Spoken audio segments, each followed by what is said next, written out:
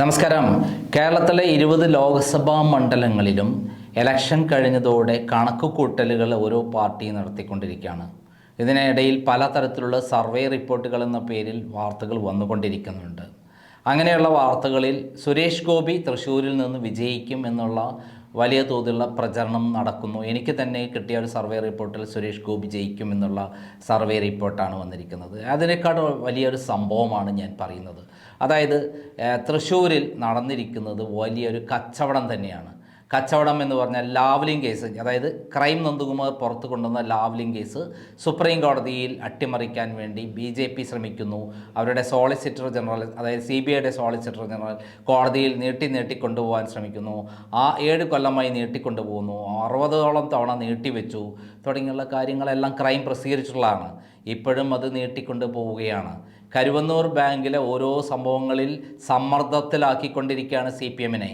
ആ സമ്മർദ്ദത്തിലാക്കി അതിലേക്ക് തൃശ്ശൂരിലെ CPM മൊത്തത്തിൽ ഒരു ബ്ലാക്ക് മെയിലിങ്ങിലാണ്. ഈ എൻഫോഴ്സ്മെൻറ്റിൻ്റെ ബ്ലാക്ക് മെയിലിങ്ങിലും BJPയുടെ ബ്ലാക്ക് മെയിലിങ്ങിലാണ്.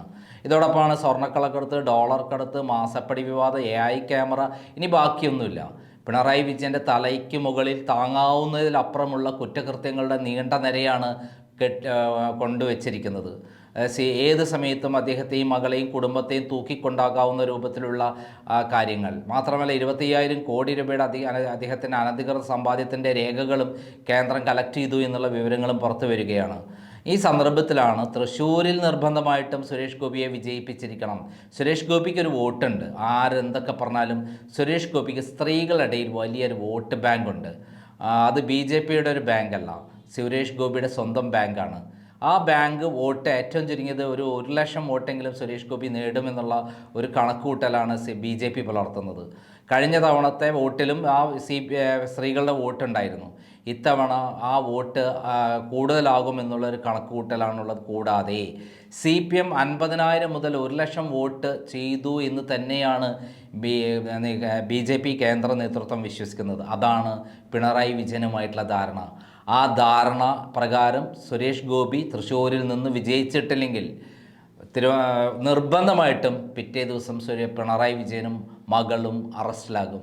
അതോടൊപ്പം തന്നെ കരുവന്നൂർ ബാങ്കുമായി ബന്ധപ്പെട്ട് നിരവധി ആളുകളെ എല്ലാം റെഡിയാക്കി വെച്ചിരിക്കുകയാണ്, തൂക്കിയിട്ടിരിക്കുകയാണ്. അതിൽ MM വർഗീസ് ആകട്ടെ, അതേപോലെ MK കണ്ണനാവട്ടെ, AC മൊയ്തീനാകട്ടെ, EP ജയരാജൻ പോലും കുടുങ്ങുന്ന കാര്യമാണ്.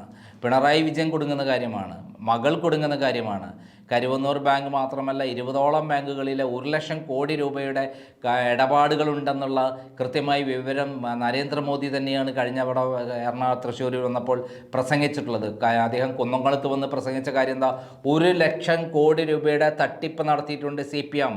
അതിൻ്റെ എല്ലാ രേഖകളും ഞങ്ങളെ കൈവശമുണ്ട് എന്ന് പറഞ്ഞാൽ എല്ലാ മേഖലകളിലും CPM കുടുങ്ങിക്കിടക്കുകയാണ്. അതുകൊണ്ട് ഞങ്ങളെ സ്ഥാനാർത്ഥി സുരേഷ് ഗോപിയെ വിജയിപ്പിച്ചോ എന്ന് തന്നെയാണ് പറഞ്ഞിട്ടുള്ളത്. തിരുവനന്തപുരത്താണ് രണ്ടാമതുള്ളത്. രാജീവ് ചന്ദ്രശേഖരനെ വിജയിപ്പിക്കണമെന്ന് കർശനമായി നിർദ്ദേശം കൊടുത്തിട്ടുണ്ട്. ഈ 2 മണ്ഡലങ്ങളുടെയും പ്രത്യേകത 2 സ്ഥലത്തും CPI ആണ് മത്സരിക്കുന്നത് എന്നുള്ളതാണ്. ഈ 2 സ്ഥലങ്ങളിൽ CPI മത്സരിക്കുന്ന സ്ഥലത്ത് നിർബന്ധമായിട്ടും BJPക്ക് അനുകൂലമായി CPM വോട്ട് ചെയ്യണമെന്നാണ് നിർദ്ദേശം. 3ാമത്തെ സ്ഥലം പിണറായി വിജയൻ്റെ വലങ്കൈയായ V മുരളീധരൻ്റെ ആറ്റിങ്ങലാണ്. അവിടെ നിർബന്ധമായിട്ടുള്ള കാര്യങ്ങളെല്ലാം ചെയ്യണമെന്ന് പറഞ്ഞിട്ടുണ്ടെങ്കിലും അവസാനം നമ്മുടെ ശോഭാ സുരേന്ദ്രൻ്റെ ശക്തമായ ഒരു കാര്യം പുറത്തുവിട്ടതോടെ അതെല്ലാം പൊളിഞ്ഞു പോയി. അതായത് EP ജയരാജൻ BJPയിൽ ചേരാൻ വന്നു. അതോടൊപ്പം ദല്ലാൾ നന്ദകുമാർ പറഞ്ഞു ഒരു ഡീലുണ്ട്.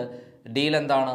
ലാവ്ലിംഗ് കേസ് അട്ടിമറിക്കും, അതേപോലെ മറ്റു കേസുകളും അട്ടിമറിക്കും. യാതൊരു കേസിലും ഒരു CPM നേതാക്കന്മാരും പ്രതികളാവില്ല.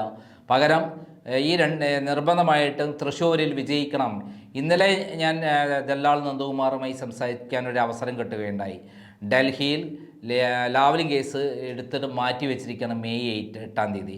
അദ്ദേഹത്തോട് ഞാൻ ചോദിച്ചു എന്താണ് ഇപ്പോഴത്തെ കാര്യങ്ങൾ. അദ്ദേഹം പറഞ്ഞത് അത് June 4-ാം തീയതി വരെ നീട്ടിക്കൊണ്ടു പോകാനാണ് സാധ്യത.